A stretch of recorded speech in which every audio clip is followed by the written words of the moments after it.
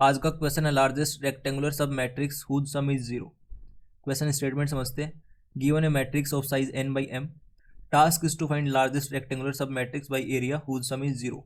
तो इसका सिंपल मतलब ये है कि एक ऐसी सब मैट्रिक्स फाइंड करनी है जो एरिया में सबसे बड़ी हो और जिसके एलिमेंट्स का सम जीरो हो। जो ये वाली स्टेटमेंट है इसका सिंपल मतलब ये है, अगर एक सब मैट्रिक्स है इस तरह से एक बॉक्स है, ये सब मैट्रिक्स मानो इसको, एक और इसी सेम है, मतलब एरिया उसका सेम है, लेंथ भी उसकी सेम है, ब्रेथ भी उसकी सेम है, दो होगी। तो इसमें जो रो है वो यहाँ से स्टार्ट हो रही है, रो जीरो ये है और कॉलम यहाँ पे जीरो है। तो इसमें मानते हैं एक कॉलम, दो कॉलम, तीन कॉलम और दो रो मान लेते हैं। तो इसका एरिया आएगा 6, 2 × 3। इसी तरह से इसका भी एरिया सेम आएगा 2 × 3 6। तो इन दोनों में से कौन सी पिक करनी है जिसका जो कॉलम है वो मिनिमम हो। इन दोनों में कॉलम सेम है, मतलब ये 0th कॉलम है अगर मानते हैं इस तरह से, तो कॉलम सेम है, तो उसको पिक करना जिसकी रो सबसे छोटी हो, मिनिमम हो, तो ऊपर वाले को पिक करेंगे इस वाले केस में। अब तीसरी स्टेटमेंट, मतलब इसी स्टेटमेंट में जो तीसरी लाइन है ये वाली, ये बोल रही कि अभी भी फिर भी अगर कोई एक ऐसा केस आता है जिसमें रो भी सेम हो कॉलम भी सेम हो, उस वाले केस में उसको पिक करना जिसमें ज़्यादा नंबर ऑफ रोज है। जैसे अगर यहाँ पर मान ले कि इस तरह से कुछ एक वो आ जाती है, एक और मैट्रिक्स सब मैट्रिक्स जिसमें दो रो है, मतलब दो कॉलम और तीन रो है, तो उसका भी 6 बनेगा एरिया। तो इस वाले केस में जो ये वाइट वाली है उसको पिक करना है। जो स्टेटमेंट है उसका मतलब ये है। अब आगे इसके कंस्टेंट देख लेते हैं। यहाँ पर expected time complexity constant n और m की वैल्यू 1 से लेकर 100 तक है, और मैट्रिक्स जो एलिमेंट है वो -1000 से लेकर 1000 तक। तो अगर n की वैल्यू है 100, m की वैल्यू भी 100 है, तो n/m हो जाएगा यहाँ से 10⁴। तो इस क्वेश्चन को हम n/m का स्क्वायर तक सोच सकते हैं, क्योंकि ये 10⁸ आएगा और 10⁸ तक अलाउड होता है मोस्ट ऑफ द केसेस में। अगर जावा में शायद अलाउ कर देंगे और C++ में तो अलाउड होता है कि 10⁸ ऑपरेशन हम कर सकते हैं 1 सेकेंड में। तो C++ में TLE नहीं आएगा, जावा में आ भी सकता है, कम चांस है वैसे तो, क्योंकि 10⁸ तक अलाउ करते हैं ज़्यादातर जो ये प्लेटफॉर्म्स होते हैं। अब यहाँ से क्वेश्चन को समझते हैं। एक एरे गिवन है जिसकी लेंथ है n/m, मतलब n रोज हैं और m कॉलम्स हैं। और इस क्वेश्चन का टास्क सिंपल है कि एक ऐसी सब मैट्रिक्स फाइंड करनी है, सब मैट्रिक्स जिसका एरिया मैक्सिमम हो, एरिया हमें मैक्सिमाइज करवाना है, और साथ ही साथ में जो मतलब जो एरिया होगा, इस एरिया में जो जो एलिमेंट्स होंगे उनका आपस में सम, एलिमेंट्स का सम 0 होना चाहिए। तो इस क्वेश्चन में ये है कंडीशन, और एरिया को मैक्सिमाइज करवाना ये है टास्क। और इंट्रोडक्शन में एक मैट्रिक्स गिवन है जिसमें n रो है, m कॉलम्स हैं, और इसकी साइज भी गिवन है, 1 से लेकर 100 तक रोज हो सकती हैं, 1 से लेकर 100 तक कॉलम्स हो सकते हैं, और एलिमेंट्स की रेंज -1000 से लेकर 1000 तक हो सकती है। ये सिंपल सा क्वेश्चन, आई होप यहाँ तक समझ आ गया होगा कि क्वेश्चन में गिवन क्या क्या है, फाइंड क्या करना है। अब इसको फाइंड कैसे करना है वो आप समझते हैं। सबसे पहले तो इस क्वेश्चन में हमें एरिया फाइंड करना है, एरिया भी एक रेक्टेंगल का। अगर रेक्टेंगल का एरिया फाइंड करना है तो हमें लेंथ चाहिए होगी और ब्रेथ चाहिए होगी। लेंथ के लिए अगर ये एक 2D मैट्रिक्स है तो लेंथ के लिए हमें L2 - L1 चाहिए होगा, L2 - L1, और ब्रेथ के लिए B2 - B1। तो यहाँ पर मान लेते हैं कि लेंथ को रो रिप्रेजेंट कर रही है और ब्रेथ को कॉलम कर रहा है, इस तरह से मान लेते हैं। तो जो लेंथ के लिए दो कोऑर्डिनेट्स की रिक्वायरमेंट होगी, R2 और R1 की, और इसी तरह से जो ब्रेथ है उसके लिए भी दो कोऑर्डिनेट्स की ज़रूरत पड़ेगी, एक C2 की और एक C1 की। तो यहाँ पर हमें अगर ये 4 कोऑर्डिनेट्स मिल जाएं तो इजीली हम फाइंड कर पाएंगे कि एरिया क्या है। तो यहाँ तक समझ आ गया कि एरिया फाइंड करना है, पर एरिया के लिए हमें 4 कोऑर्डिनेट्स चाहिए होंगे, एक R2, एक R1, एक C2, एक C1। तो अगर इसको ब्रूट फोर्स से करते हैं, मतलब R1 के लिए अलग फॉर लूप लगाते हैं, इसके लिए अलग लगाते हैं, इसके लिए अलग, इसके लिए अलग, तो 4 फॉर लूप लगेंगे। और 4 फॉर लूप लगने के बाद जो टाइम कॉम्प्लेक्सिटी आएगी वो n/m का स्क्वायर आएगी। तो अगर C++ में कोड होगा तो ये TLE नहीं देगा, रन हो जाएगा। और जावा में भी शायद हो जाए और ना भी हो, वो डिपेंड करता है टेस्ट केस पे, किस तरह के टेस्ट केस है। अगर कोई ऐसा टेस्ट केस ना हो जिससे 10⁸ वाले ऑपरेशंस अचीव हो रहे हो तो ये चल जाएगा, LCA TLE दे सकता है। पर हम इसको ब्रूट फोर्स से नहीं करेंगे, इससे भी ऑप्टिमाइज एक और अप्रोच है, उसका यूज़ करेंगे इस क्वेश्चन को करने में। तो इसकी ऑप्टिमाइज अप्रोच से पहले कुछ चीज़ें जाननी ज़रूरी है, जैसे कि अगर यहाँ पर 2D एरे की जगह 1D एरे होती, 2D एरे में क्वेश्चन की जो डिमांड है वो ये है कि एक 2D सब मैट्रिक्स फाइंड करनी है, 2D सब मैट्रिक्स सच दैट कि उसके एलिमेंट्स का सम 0 हो और जो एरिया आए वो मैक्सिमम हो। तो अगर इसी सेम चीज़ को हम 1D में कन्वर्ट करें तो क्या होगा, ये स्टेटमेंट किस तरह से चेंज होगी उसको समझते हैं, फिर इसको 1D में सोचते हुए इसको 2D तक लेके जाएंगे। इस तरह से इस क्वेश्चन को सोचना है।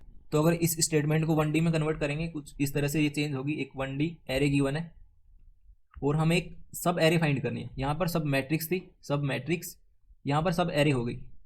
एक ऐसी सब एरे फाइंड करनी है जिसके एलिमेंट्स का सम 0 हो और जिसकी लेंथ मैक्सिमम हो, क्योंकि 1D में तो लेंथ होगी और 2D में एरिया होगा, 3D में वॉल्यूम होती है इस तरह से।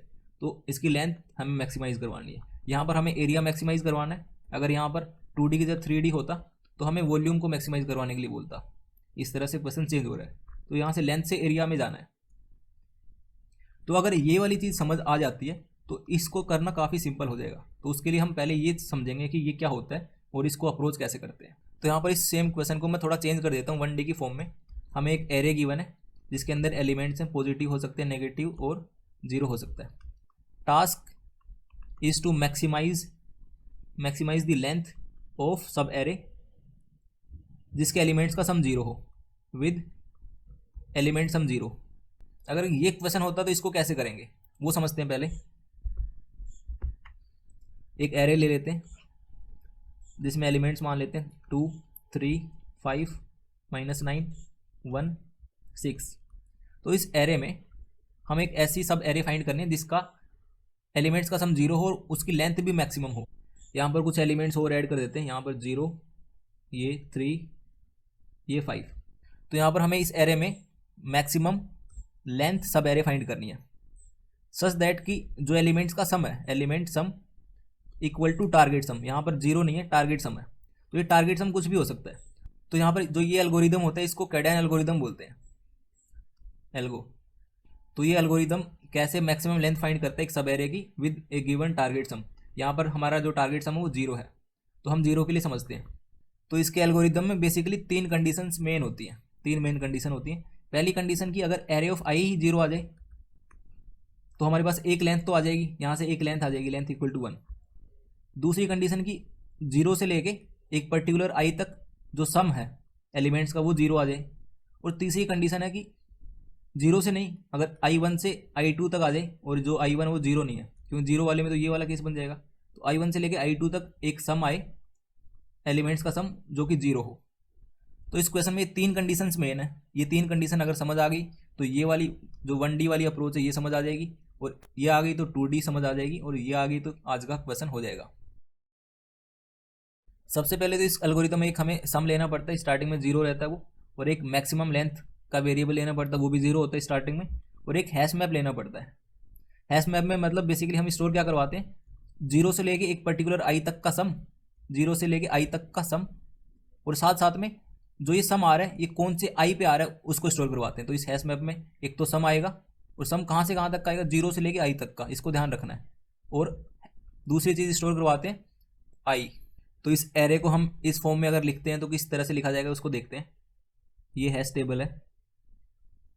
तो स्टार्टिंग में सबसे पहले सम 2 होगा, फिर 2 और 3 5, फिर 5 और 5 10, 10 - 9 1, 1 और 1 2, 2 और 6 8, 8 और 0 8, फिर 8 और 3 11, और 11 और 5 16, इस तरह से।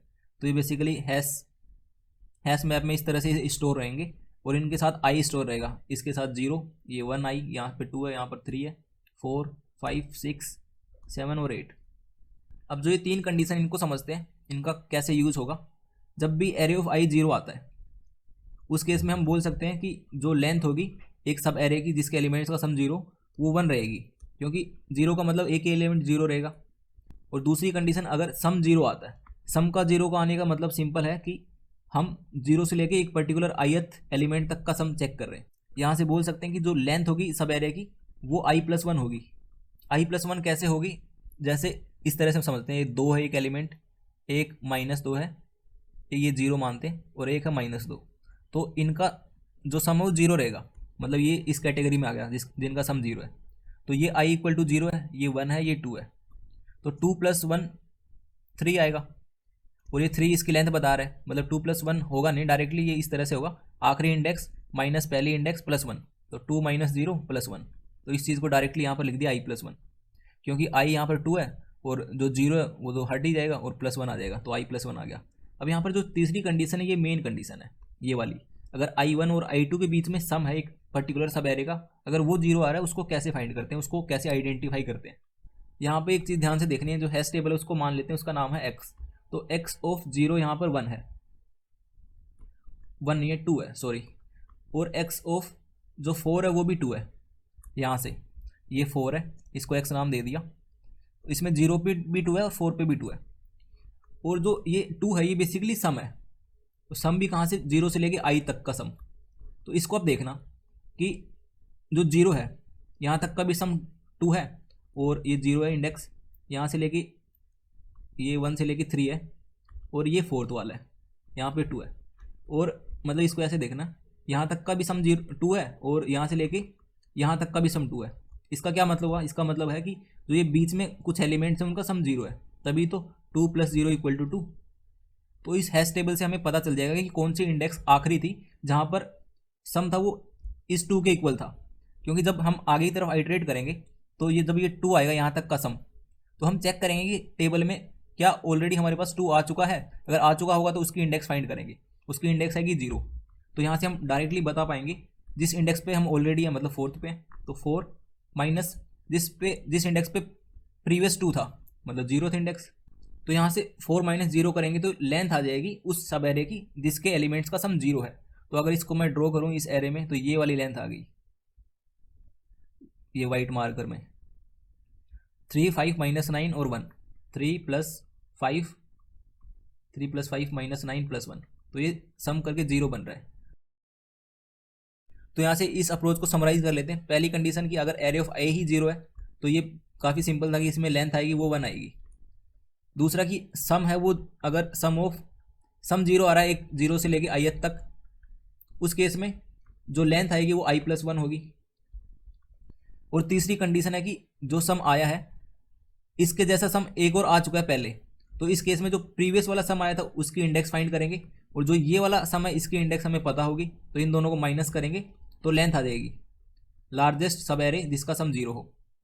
तो आई होप यहाँ तक आपको समझ आ गया कि जो ये 1D वाली अप्रोच मैंने डिस्कस करी है ये क्या होती है, और इसमें जो लेंथ आ रही है मैक्सिमम वो कैसे आ रही है। अगर समझ नहीं आई फिर भी तो आप ये एल्गोरिथम देख सकते हो, यूट्यूब पे आपको इजीली काफ़ी वीडियो मिल जाएंगे इस पर, तो आप कोई भी वीडियो देख सकते हो जो भी आपको अच्छा लगे। अब इसके आगे चलते हैं। हमें सिर्फ लेंथ फाइंड नहीं करनी, हमारी रिक्वायरमेंट सिर्फ लेंथ नहीं है, हमारी रिक्वायरमेंट है कोऑर्डिनेट्स फाइंड करना, R1 R2 C1 और C2। तो अगर लेंथ फाइंड करना आ गया तो R1 R2 और C1 C2 हम इजीली फाइंड कर सकते हैं। यहाँ पर जो ये हमने सब एरे फाइंड करी है जिसके एलिमेंट्स का सम 0 है, इसमें हमें सिर्फ 2 कोऑर्डिनेट मिलेंगे, या तो R1 R2 मिलेगा या तो C1 C2 मिलेगा। अगर मान लेते हैं R1 R2 हम इससे फाइंड करना चाहते हैं तो जो C1 C2 है उनको हम 2 फॉर लूप से फाइंड कर लेंगे। बेसिकली 2 फॉर लूप ये होंगे और इसके लिए एक फॉर लूप और लगेगा। तो बेसिकली हम इस क्वेश्चन को रिड्यूस कर रहे हैं n × m⁻2 से। 2 फॉर लूप C1 C2 के लगेंगे तो यहाँ से m × m आएगा, और एक फॉर लूप अगर इसके लिए लगेगा तो यहाँ से n आएगा। तो इस प्रॉब्लम को हम यहाँ से इसमें रिड्यूस कर रहे हैं, तो जो ऑप्टिमाइज अप्रोच है वो इसके आसपास है। अब समझ लेते हैं कि जो R1 R2 2 कोऑर्डिनेट्स हैं इसमें वो कैसे फाइंड करेंगे। तो ऊपर जो 3 कंडीशन पड़ी थी, सबसे पहली कंडीशन अगर एरे ऑफ I 0 होता है तो लेंथ 1 आएगी। जब लेंथ 1 है इसका मतलब एक पर्टिकुलर एलिमेंट है वो 0 है, तो जो स्टार्टिंग इंडेक्स होगी मतलब R1 है वो भी यही इंडेक्स होगी, और जो R2 है वो भी यही इंडेक्स होगी। तो इस केस में जिस भी I पे ये होगा, एरे ऑफ I जो भी होगा, तो R1 यहाँ से आएगा I और R2 भी यहाँ से आएगा I। दूसरी कंडीशन अगर सम 0 है, सम 0 का मतलब मैं फिर से बता रहा हूँ कि 0 से लेके एक पर्टिकुलर I तक का सम 0 है टोटल। तो अगर सम 0 वाली कंडीशन आती है तो उस केस में हम बोल सकते हैं कि जो लेंथ आएगी वो तो I + 1 हो जाएगी, और यहाँ पर R1 0 होगा क्योंकि 0 से लेके I तक का सम 0 है टोटल, और हमें फाइंड करना है सब एरे, एक ऐसी सब एरे जिसका सम 0 हो। तो उसका जो पहला कोऑर्डिनेट होगा वो तो 0 ही होगा, और जो दूसरा कोऑर्डिनेट होगा जहाँ तक 0 आया वो खुद I होगा। और तीसरी आखिरी कंडीशन कि अगर सम है, ऐसा सम पहले भी आ चुका है, तो मतलब इसको सम 2 मान लेते हैं, और एक सम 1 पहले आ चुका है एक I1 पे, सम 1 आ चुका है I1 पे और सम 2 आया है I पे, और ये सम 1 और सम 2 दोनों इक्वल है। उस केस में यहाँ से R1 आएगा, इस वाले सम 1 की इंडेक्स I1 + 1, और R2 होगा वो होगा I, ये वाला इंडेक्स इसका जिस पे हम ऑलरेडी हैं। और यहाँ पर +1 क्यों करा है वो एक बार फिर से बता देता हूँ। जैसे अगर 2 आता है, 2 के आगे 3 आता है और फिर -3 यहाँ पर 0 मानते हैं और ये -3 आता है, ये एक एरे है। तो इसमें जो पहला एलिमेंट है वो 2 है, फिर यहाँ तक का 5 सम है, यहाँ तक का भी 5 है और यहाँ तक का 2 है। तो ये है सम 1 और ये है सम 2। तो ये जो सम है इसके जैसा सम पहले आ चुका है इस वाले इंडेक्स पे, तो ये इंडेक्स मान लेते हैं I1 है। तो ये वाली इंडेक्स हमें बताएगी कि इसके आगे से जो भी सब एरे है इस वाली I तक उसके एलिमेंट्स का सम 0 है। तो यहाँ से I+1 करेंगे क्योंकि इस 3 से स्टार्ट हो रहा है और -3 तक है, तो 3 + 0 + -3, तो इनका सम 0 है। अगर इसको भी ऐड कर देंगे तो ये 0 नहीं बचेगा, ये +2 करेंगे तो यहाँ से 2 आ जाएगा। तो इसीलिए जो R1 आएगी यहाँ से इंडेक्स वो I1+1 होगी और R2 जो इंडेक्स आएगी वो I होगी। तो यहाँ तक हमने समझा कि अगर 1D एरे होती तो उस केस में हम मैक्सिमम लेंथ वाला सब एरे फाइंड कर पाते इजीली और उसके कोऑर्डिनेट्स भी फाइंड कर पाते इजीली R1 R2।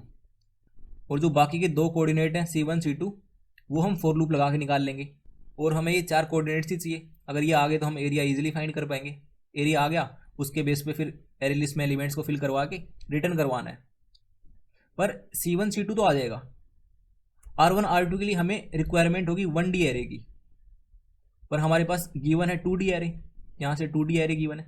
तो यहाँ पर हमें सोचना है कि अगर इस 2D को हम किसी ना किसी तरह से 1D में कन्वर्ट कर दें, तो अगर ये वाला काम हम कर पाते हैं तो फिर तो ये क्वेश्चन काफ़ी इजी हो जाएगा। यहाँ पर टोटल 2 केस बनेंगे। 2D को अगर 1D में कन्वर्ट करते हैं तो 2 तरह से कर सकते हैं। पहला कन्वर्जन तो अगर ये मैट्रिक्स है 2D मैट्रिक्स है, तो अगर यहाँ से हम फोर्स लगाते हैं और यहाँ से लगाते हैं तो ये सिंगल ऐसे लाइन में बन जाएगी, मतलब 1D में आ जाएगी। और दूसरा कि इसमें साइड से लगाते हैं, यहाँ से लगाते हैं इस साइड से और इस साइड से फोर्स लगाते हैं तो ये इस तरह से एक लाइन बन जाएगी, मतलब 1D में आ जाएगी ये। तो जब 2D से 1D में कन्वर्ट करेंगे तो डायरेक्टली तो कर नहीं पाएंगे कि 2D मतलब 2D मैट्रिक्स ली और उसको श्रिंक करके 1D कर दिया। इसमें केसेस बनेंगे काफ़ी सारे, तो केसेस किस तरह से बनेंगे उनको देखते हैं। तो अगर इसको कॉलम वाइज श्रिंक करते हैं, कॉलम वाइज का मतलब है कि अगर 3 कॉलम्स हैं तो हम कॉलम वाइज श्रिंक का मतलब है कि उनको हम श्रिंक कर रहे हैं कॉलम वाइज, तो एक सिंगल कॉलम बना रहे हैं उनको श्रिंक करके। और जो सिंगल कॉलम बना है ये बेसिकली 1D मैट्रिक्स आ गई, 1D एरे आ गई। तो अब इस 1D एरे को हम मैक्स लेंथ वाले मेथड में पुट कर देंगे तो ये हमें 2 कोऑर्डिनेट दे देगा R1 और R2। और जब हम ये 1D वाला जो एरे है इसको श्रिंक कर रहे होंगे उस टाइम हमें पता होगा कि कौन कौन से कॉलम्स को हमने श्रिंक करा है, C1 को, C2 को, अगर C3 को, इन तीनों को एक साथ मिला के श्रिंक करा है। तो हमें यहाँ से एक चीज़ पता चल गई कि जो हमें कोऑर्डिनेट्स चाहिए थे C1 और C2, क्योंकि R1 R2 C1 C2 ये 4 आ गए तभी तो एरिया निकलेगा। तो इसमें जो C2 है मतलब फाइनल वाला कॉलम वो ये 3 वाला बनेगा और जो इनिशियल वाला कॉलम है C1 वो ये वाला कॉलम बनेगा। तो इसी तरह से अगर हम जो ये वाली एरे है इसके सारे कॉम्बिनेशन फाइंड करते हैं कि किस तरह से हम इनको श्रिंक कर सकते हैं एक 1D में, और फिर उसके बाद उसको मतलब मैक्स लेंथ वाले मेथड में भेजेंगे। तो यहाँ पर किस तरह के केसेस बनेंगे, किस तरह के कॉम्बिनेशन बनेंगे, उनको सभी को एक बार देख लेते हैं। तो एक तो ये हो गया कि अकेले C1 को रखा हमने, एक हो गया C1 और C2 को श्रिंक करा, एक हो गया कि C1 C2 और C3 को श्रिंक करा एक साथ में, एक हो गया C2 को अकेले को करा, फिर C2 और C3 को करा, C3 को अकेले को करा और C1 और C3 को करा। ये अलाउड नहीं है। ये अलाउड क्यों नहीं है? क्योंकि हम यहाँ पर सब एरे की बात कर रहे हैं। सब एरे के लिए कंटिन्यूस वो होने चाहिए, कंटिन्यूस कॉलम्स। यहाँ पर C2 गायब है तो ये वाला इनवैलिड केस होगा। तो यहाँ से समझते हैं इनको, ये C1 है, इसको श्रिंक करेंगे तो ये खुद ही बनेगा। जब इसको मैक्स लेंथ वाले के पास भेजेंगे तो वो 2 कोऑर्डिनेट देगा R1 R2 और एक लेंथ देगा मैक्सिमम। इस वाले केस में तो 0 आएगी लेंथ, तो 0 आएगी तो R1 R2 भी कुछ होगा ही नहीं। अब जब C1 और ये जो C2 है इन दोनों को श्रिंक करके ये बनाया, श्रिंक का मतलब हुआ इन दोनों को आपस में ऐड कर दिया, इनको आपस में ऐड कर दिया, इनको कर दिया, इनको कर दिया, तो यहाँ से ये 1D एरे आ गई। अब इस 1D एरे को मैक्स लेंथ वाले फंक्शन के पास भेजेंगे, वो वहाँ से R1 R2 और लेंथ भेजेगा। इस वाले केस में भी लेंथ 0 नहीं हो रही किसी भी सब एरे की, तो यहाँ से भी कुछ आएगा नहीं। फिर आगे इस C1 को, इस C2 को और इस C3 को श्रिंक करेंगे इस तरह से, मतलब इस तरह से हम प्रेस कर रहे हैं तो ये श्रिंक इस तरह से हो रही है। इन तीनों का सम 10 है, इन तीनों का 25, फिर इन तीनों का 40, इन तीनों का भी 40। इसको भी जो मैक्स लेंथ वाला मेथड है उसके पास भेजेंगे, तो वहाँ से ये लेंथ भेजेगा, रिटर्न करेगा R1 करेगा R2। इस वाले केस में भी कहीं पर भी सब एरे का सम 0 नहीं बन रहा, तो यहाँ से भी कुछ आउटपुट आएगा नहीं। फिर ये आ गया C2।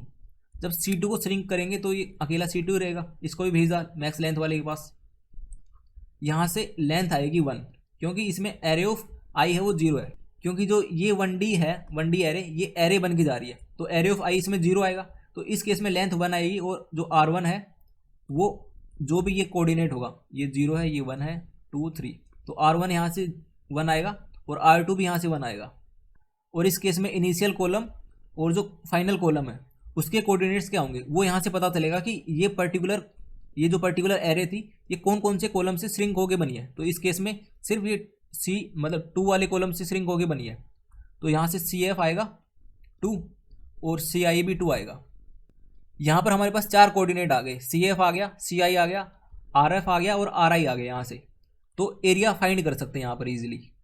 एरिया क्या आएगा, R2 minus R1 plus 1 into C2 minus C1 plus 1, तो यहाँ से इजीली आ जाएगा। तो C2 माइनस C1 प्लस 1, यहाँ से 1 आएगा, इंटू में यहाँ से भी 1 आएगा, तो एरिया 1 आ गया। तो जो 1 वाला एरिया है इसका एरिया आया है, ये जो 0 है।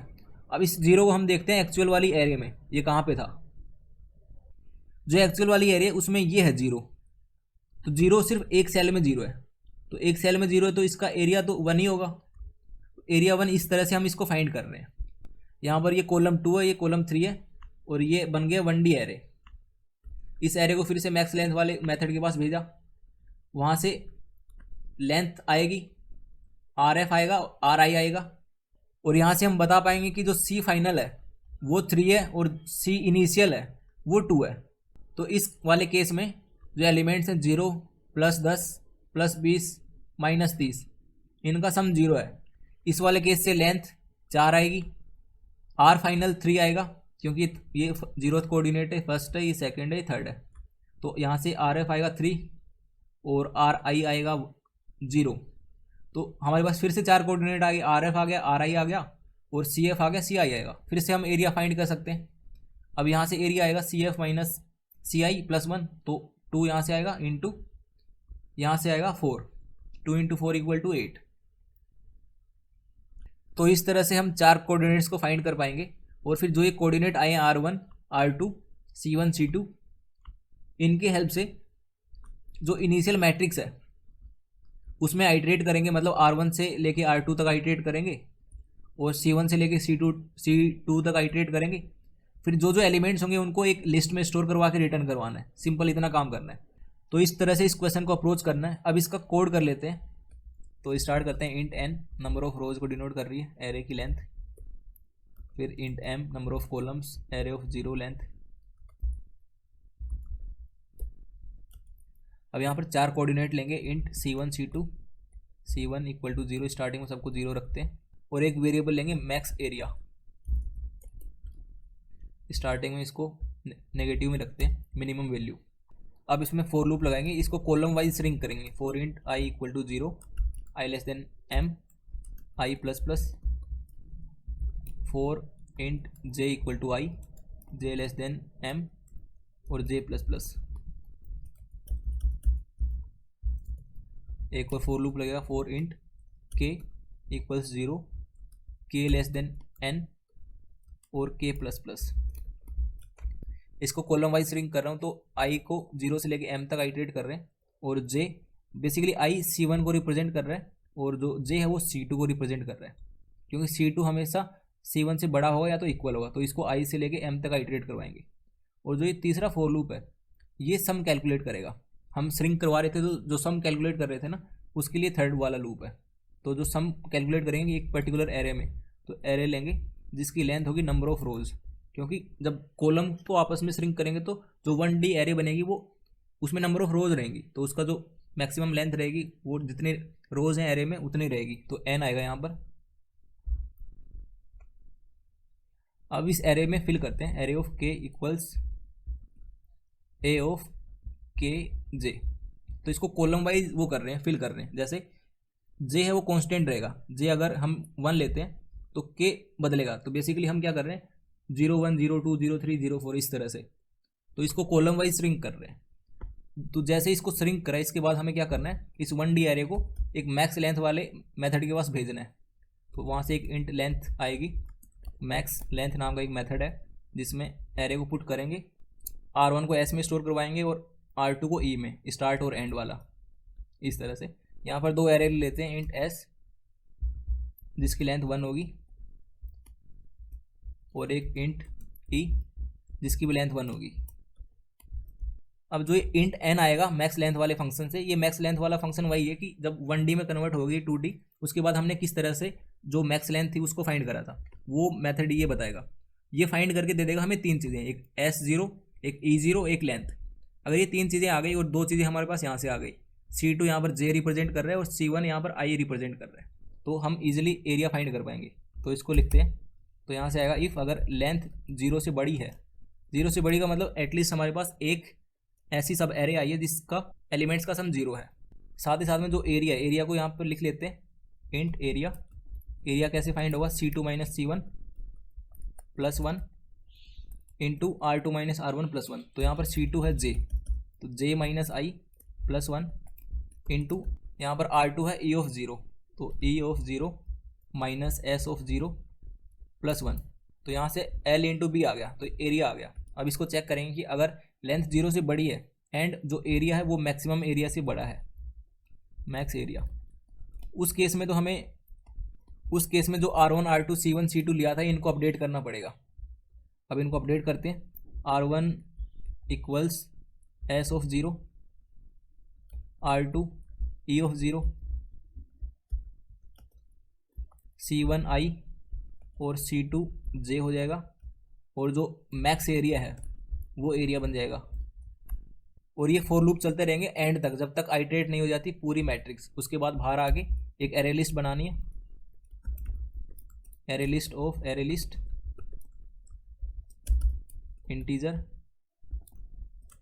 List new array list. अब फॉर लूप लगाना, for int I equal to R1, I less than equal to R2, I plus plus. यहाँ पर एक और एरे लिस्ट लेनी है, inner list, array list of integer, इसका नाम रख देते हैं I list, new array list. अब फिर से फॉर लूप, इसको फिल करेंगे इनर वाली को, for int J equal to C1, J less than equal to C2, J plus plus, I list dot add A of IJ, और फिर इस I लिस्ट को ऐड करना है लिस्ट में, list dot add I list, और इसी list को रिटर्न करना बाहर आके, रिटर्न लिस्ट। तो यहाँ तक हमने रिटर्न करवा दिया लिस्ट को। इस लिस्ट को रिटर्न तभी करवा पाएंगे जब ये वाला मेथड हमें 3 चीज़ें आउटपुट दे देगा। पहला तो ये मैक्सिमम लेंथ देगा सब एरे की, दूसरा ये R1 देगा और तीसरा R2 देगा। तो इसको लिखते हैं अब, तो यहाँ पे स्टैटिक इंट मैक्स लेंथ, इसमें एक इंट एरे है, एक इंट S है, एक इंट E है। यहाँ पर एक इंट सम लेते हैं, स्टार्टिंग में 0 होता है, एक लेंथ होती है मैक्स लेंथ जो 0 होती है, एक हैश मैप डिक्लेयर करते हैं। ये जो हमने सबसे पहला वाला मेथड समझा था वो है ये न्यू हैश मैप। अब यहाँ से फॉर लूप लगाएंगे, for int I equal to 0, I less than array की जो लेंथ है I प्लस प्लस, और सम को अपडेट कर देते हैं, sum plus sum equal to sum plus array of I। तो जो सम है वो डिनोट कर रहा है 0 से लेके ith एलिमेंट तक का सम। अब यहाँ पर 3 कंडीशन आएंगी जो हमने डिस्कस करी थी। पहला कि इफ़ जो एरे ऑफ I है वो खुद 0 है, साथ ही साथ में जो मैक्सिमम लेंथ है वो भी 0 है। इस केस में जो मैक्सिमम लेंथ है वो तो 1 हो जाती है, और दूसरा S ऑफ 0 I हो जाता है, और E ऑफ 0 भी I हो जाता है, क्योंकि अभी तक हमने एलिमेंट फाइंड करा है जो कि 0 है। अब यहाँ पर दूसरी कंडीशन आएगी कि इफ़ जो सम है वो 0 है। इसमें पहली कंडीशन, इफ़ जो मैक्सिमम लेंथ है अगर वो छोटी है I प्लस 1 से, उस केस में एस ऑफ ज़ीरो करना पड़ेगा ज़ीरो को, और ई ऑफ ज़ीरो करना पड़ेगा आई को। और जो एम लेंथ है उसको अपडेट कैसे कर रहे थे, R2 माइनस R1 प्लस 1। तो यहाँ पर R2 है आई और माइनस 0 और प्लस 1, तो यहाँ से आ जाएगा I प्लस 1। अब तीसरी कंडीशन आएगी।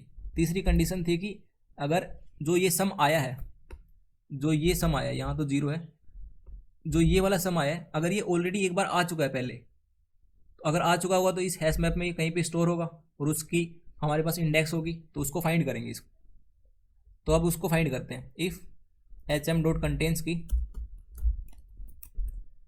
सम, अगर सम को कंटेन करता है तो यहाँ पर एक वेरिएबल लेना पड़ेगा इंट लेंथ, जो मैक्सिमम लेंथ को स्टोर करेगा, और जो मैक्सिमम लेंथ है उसको अपडेट करना है। Maximum length equal to math dot max of M length comma I minus, क्योंकि इसमें आई वाले एलिमेंट पे तो ये सम है, और माइनस जो प्रीवियस वाला सम है वो आएगा H M dot get sum पे।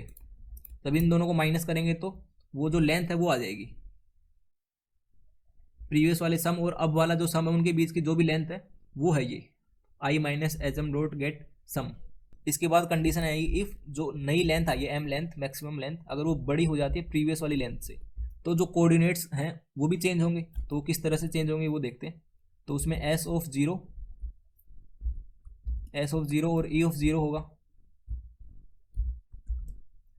यहाँ पर जो ई ऑफ ज़ीरो वो तो आई रहेगा, और एस ऑफ ज़ीरो वो कैसे फाइंड होगा, एच एम डॉट गेट जो प्रीवियस वाला सम था और उसमें एक ऐड कर देंगे।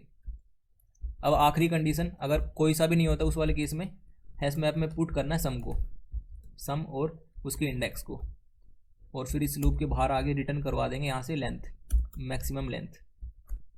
अब इसको रन करके देखते हैं। इसको थोड़ा छोटा कर लेता हूँ ताकि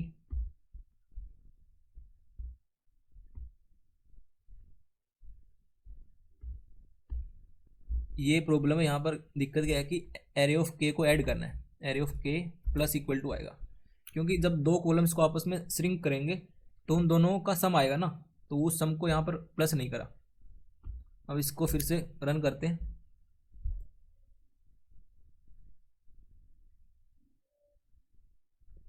ठीक है, सबमिट।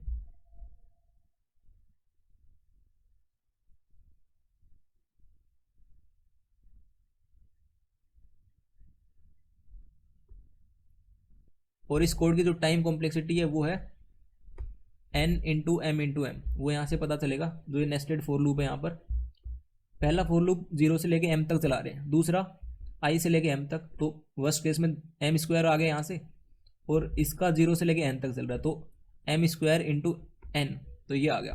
प्लस में और आएगा क्योंकि हम एक और मेथड को कॉल कर रहे हैं यहाँ से, जो दूसरा नेस्टेड फॉर, मतलब दो नेस्टेड फॉर लूप है, तीसरा इसके अंदर है, फिर तीसरे के बाहर ये वाला है मैक्स लेंथ वाला मेथड, इसको कॉल कर रहे हैं। और इसकी वर्स्ट केस में टाइम कॉम्प्लेक्सिटी क्या होगी, इसमें सिर्फ एक फॉर लूप लगा रहे हैं, और जो डाटा है प्रीवियस वाली उसको हैश मैप से फैच करवा रहे हैं, तो वहाँ से तो बिग ऑफ 1 आती है हैश मैप से, तो जो इस मेथड की टाइम कॉम्प्लेक्सिटी वो आएगी बिग ऑफ n।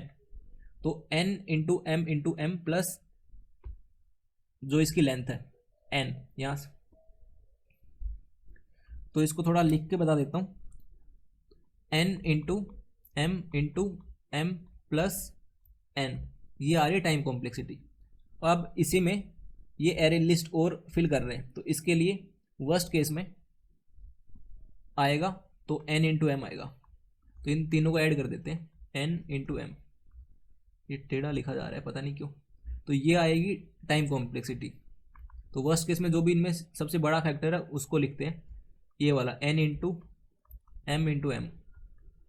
और यहाँ से स्पेस कॉम्प्लेक्सिटी, स्पेस के लिए एक तो हमने हैश मैप लिया है और एक तो एरे लिस्ट ले ही रहे हैं 2D एरे लिस्ट, तो n इंटू एम आएगी स्पेस वर्स्ट केस में।